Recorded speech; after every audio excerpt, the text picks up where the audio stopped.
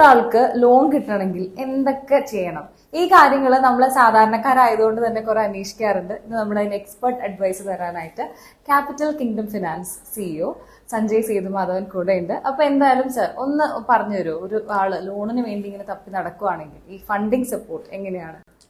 First of all നിങ്ങൾക്ക് loan കിട്ടണമെങ്കിൽ ഒരു ജോലി വേണം. ഓക്കെ, അത് പ്രധാനമാണ്. ആ ജോലിയിൽ നിങ്ങൾക്ക് ഒരു സാലറി ഉണ്ടായിരിക്കണം. ആ സാലറി ബാങ്ക് ത്രൂ നമുക്ക് വരുന്നുണ്ടായിരിക്കണം. ബാങ്ക് ത്രൂ സാലറി വരുന്ന ആൾക്കാർക്ക് നമുക്കിപ്പോ പല NBFCസും അവര് നമ്മളിപ്പോ പ്രൈവറ്റ് ലിമിറ്റഡോ പ്രൊപ്പറേറ്ററിനൊക്കെ ലോൺ കൊടുക്കുന്നുണ്ട്. നോർമലി ഉണ്ടായിരുന്നത് പ്രൈവറ്റ് ലിമിറ്റഡ് കമ്പനിയിൽ വർക്ക് ചെയ്യുന്ന ആൾക്കാർക്കാണ് ലോൺ കൊടുത്തിരുന്നത്. ബാങ്കിന്റെ സപ്പോർട്ട് അപ്പോഴാണ് കിട്ടുക. ഓരോ ഏരിയ വെച്ചിട്ട് 20,000 15,000 എബോവ് സാലറി ഉള്ള ആർക്കും ലോൺ കിട്ടാനുള്ള ചാൻസ് ഉണ്ടാവും. അവർക്ക് പ്രൊവൈഡഡ് വേറെ EMIs ഇല്ലെങ്കിൽ സിബിൽ ക്ലിയർ ആണെങ്കിൽ.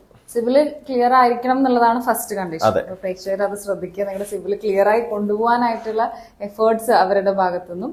അതുപോലെ തന്നെ ഈ സാലറിയുടെ ആയിരിക്കണം എന്ന് പറയില്ലേ, പലരും ചെയ്യുന്ന ഒരു കാര്യമായിട്ട് തോന്നിയിട്ടുണ്ട്. സാലറിയുടെ ആയിരുന്നാലും സാലറി അക്കൗണ്ട് ആക്കിയിട്ട് ചിലപ്പോ ഉണ്ടായിരിക്കില്ല.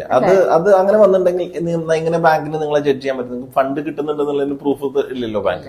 എവറിത്തിങ് ഗോ ബൈ പ്രൂഫാണ്. അപ്പൊ അതിൽ നിങ്ങൾക്ക് ലോൺ റിജക്ട് ആയിരിക്കും, കേസിൽ റിജക്ട് ആയിരിക്കും. ഓക്കെ, അപ്പൊ അതൊക്കെ ആളുകളൊന്ന് ശ്രദ്ധിച്ചു കഴിഞ്ഞാൽ ഇവർക്ക് അവരുടെ റിക്വയർമെന്റ് എന്താണ്, അതിനനുസരിച്ചിട്ട് എത്രയാണ് സാലറി പ്രപ്പോർഷനേറ്റ് ആയിട്ടുള്ള ഒരു എക്സാമ്പിൾ എന്ന് വെച്ച് കഴിഞ്ഞാൽ സപ്പോസ് നിങ്ങൾ ഒരു ലാഖിന്റെ EMI സപ്പോസ് ഒരു 3,000 എന്നുള്ള രീതിയിൽ നമ്മൾ എടുക്കുക.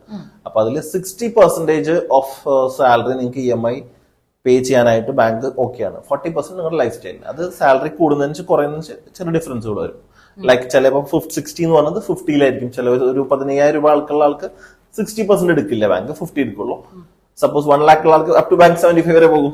ഓക്കെ, അപ്പൊ അതിന്റെ ഒരു എലിജിബിലിറ്റി ചെക്ക് ചെയ്തിട്ട് എത്രയാണ് അവർക്ക് എന്താ പറയുക കൊടുക്കാൻ പറ്റുന്ന തുക എന്ന് നോക്കിയിട്ട്. ഞാൻ റഫ്ലി ആണ് പറഞ്ഞത്. ടു ബി ഫ്രാങ്ക് അങ്ങനെ പറയുമ്പോൾ നമ്മൾ 3,000 കൊണ്ട് ഡിവൈഡ് ചെയ്ത് നിങ്ങളുടെ സാലറിയുടെ 60% നമുക്ക് ഡിവൈഡ് ചെയ്ത് വരുമ്പോൾ എത്രയാണ് അത്ര ലാക്സ് കൊടുക്കാം എന്നുള്ളതാണ് കണ്ടീഷൻ. പിന്നെ അതിന്റെ തിരിച്ചടവ് ഇയർ ഓഫ് കാൽക്കുലേഷൻ അതിൽ വരും. അതെ, 5 ഇയർ അപ് ടു 5 ഇയർ ആണ് കിട്ടുന്നത്. ഓക്കെ, അപ്പൊ എന്തായാലും ഇതൊരു നല്ല ഇൻഫർമേഷൻ ആയിട്ടുണ്ടാവുമെന്ന് വിചാരിക്കുന്നു. പിന്നെ എപ്പോഴും പറയുന്നത് പോലെ സബ്സ്ക്രൈബ് ചെയ്യാനും ഫോളോ ചെയ്യാനും മറക്കരുത്. ഇതുപോലത്തെ ഒരുപാട് ഇൻഫർമേഷനുമായിട്ട് വീണ്ടും കാണാം. Thank you.